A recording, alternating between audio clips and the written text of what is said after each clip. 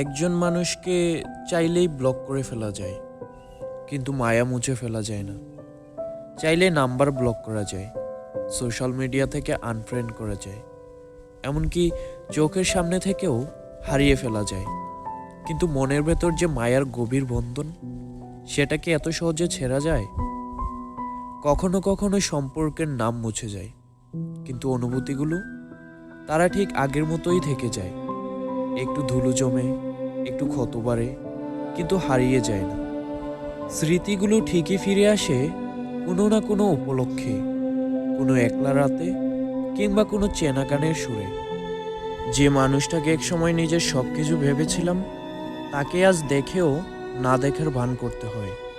অথচ হৃদয়ের গভীরে কোথাও এখনো জমে থাকে কিছু না বলা কথা, কিছু না ফেলা চোখের জল, কিছু অপরাধবোধ, আর কিছু অভিমান।